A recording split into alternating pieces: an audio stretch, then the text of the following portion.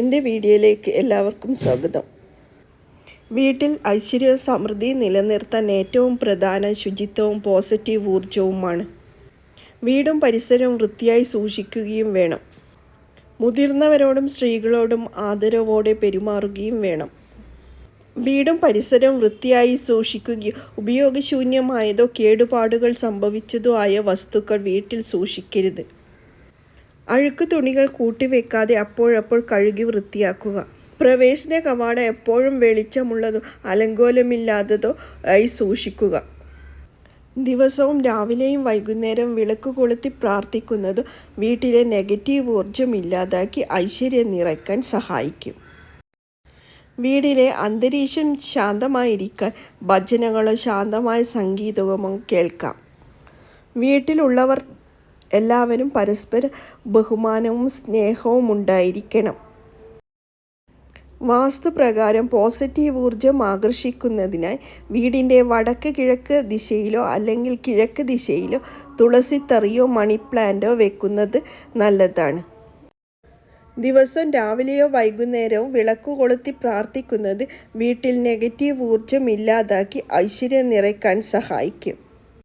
വീട്ടിലെ സ്ത്രീകളെ ആദരിക്കപ്പെടുന്നിടത്ത് ഐശ്വര്യം കളിയാടുമെന്നാണ് വിശ്വാസം. പരസ്പര സഹകരണവും സ്നേഹവും നിറഞ്ഞ അന്തരീക്ഷം നിലനിർത്തുക. വീട്ടിലേക്ക് സൂര്യപ്രകാശം കടന്നു വരാൻ അനുവദിക്കുക. അതുപോലെ ശുദ്ധവായു സഞ്ചാരവും ഉറപ്പുവരുത്തുക. വീട്ടിനുള്ളിൽ നല്ല സുഗന്ധം പരത്തുന്നതിനായി സാമ്പ്രാണി അല്ലെങ്കിൽ ചന്ദനത്തിരി കത്തിച്ചു വെക്കാവുന്നതാണ്. വളരെ ഐശ്വര്യം നിറഞ്ഞ വീടാണ് എല്ലാവരും ആഗ്രഹിക്കുന്നത്. നിർമ്മാണത്തിൽ ചില കാര്യങ്ങൾ ശ്രദ്ധിച്ചാൽ നിങ്ങൾ ആഗ്രഹിക്കുന്ന തരത്തിലുള്ള വീട് നേടിയെടുക്കാനാവുമെന്നാണ് വാസ്തുശാസ്ത്രം പറയുന്നത്. വായുസഞ്ചാരമുള്ള വീടുകളിൽ താമസിക്കുന്നവർക്ക് ഐശ്വര്യം വന്നു ചേരുമെന്നാണ് വാസ്തുവിൽ പറയുന്നത്.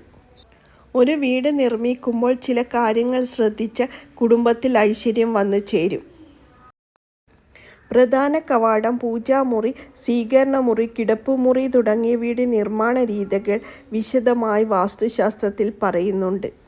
ഊർജത്തിൻ്റെ ഉറവിടമാണ് പ്രധാന വാതിൽ. വടക്ക് കിഴക്ക്, വടക്ക് കിഴക്ക്, തെക്ക് കിഴക്ക്, വടക്ക് പടിഞ്ഞാറ് എന്നീ ദിശകളിലാകണം പ്രധാന വാതിലിൻ്റെ സ്ഥാനം. പ്രധാന വാതിൽ മറ്റു വാതിലിനേക്കാൾ വലുതായിരിക്കാനും ശ്രദ്ധിക്കണം. ഇവയ്ക്ക് നേരെ അലങ്കാര വസ്തുക്കൾ വെക്കുന്നത് ഉത്തമമല്ല. ഇതിനോട് ചേർന്ന് ബാത്റൂം നിർമ്മിക്കാനും പാടില്ല. വളരെയേറെ ശുദ്ധിയും വൃത്തിയും ഈ ഭാഗത്ത് ഉണ്ടായിരിക്കണം. കിഴക്ക്, വടക്ക് കിഴക്ക് ഭാഗത്ത് വേണം പൂജാമുറിക്കായി ഉപയോഗിക്കുന്ന മുറി നിർമ്മിക്കാൻ. കിഴക്ക് ദർശനമുള്ള മുറികളിൽ വളരെയധികം പോസിറ്റീവ് ഊർജം നിറയ്ക്കും എന്നാണ് വാസ്തുശാസ്ത്രത്തിൽ പറയുന്നത്. വെള്ള, ഇളം തവിട്ട് നിറം, ഇളം നീല തുടങ്ങിയ നിറങ്ങളിലുള്ള പെയിൻറ്റുകൾ പൂജാമുറിയിൽ ഉപയോഗിക്കാവുന്നതാണ്. ഒരു വീടിൻ്റെ വളരെ പ്രധാനപ്പെട്ട ഭാഗമാണ് സ്വീകരണമുറി. മറ്റുള്ളവരുടെ ശ്രദ്ധ പിടിച്ചുപറ്റുന്ന ഈ മുറി കിഴക്ക് വടക്ക്, വടക്ക് കിഴക്ക് എന്നീ ദിശയിലായിരിക്കണം. വടക്ക് പടിഞ്ഞാറ് ദിശയിലുള്ള സ്വീകരണമുറികളും ഉത്തമമാണ്. സ്വീകരണമുറിയിലെ ഫർണിച്ചറുകളെല്ലാം വെക്കുന്നത് പടിഞ്ഞാറ്, തെക്ക് പടിഞ്ഞാറ് സ്ഥാനത്തായിരിക്കണം. എന്നാൽ ഇലക്ട്രിക് ഉപകരണങ്ങൾ തെക്ക് കിഴക്ക് ദിശയിലായിരിക്കണം വയ്ക്കേണ്ടത്.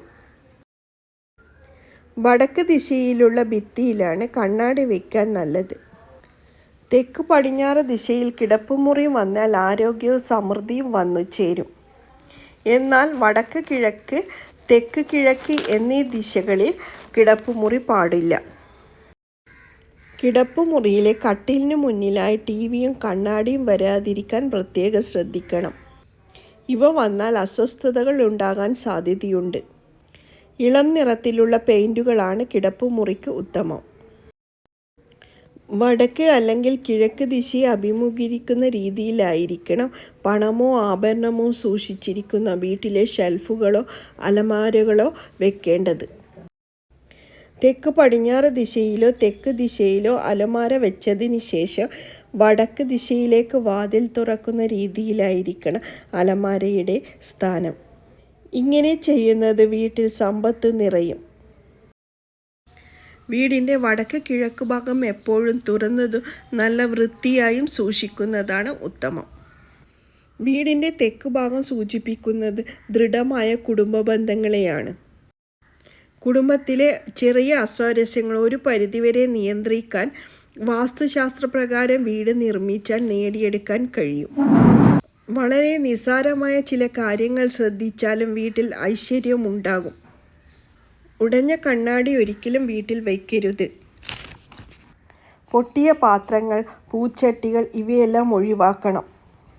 കേടായ ഫർണിച്ചറുകളും ഒഴിവാക്കണം. വിഗ്രഹങ്ങൾ വെറുതെ വാങ്ങി ഷോയ്ക്ക് വെക്കരുത്.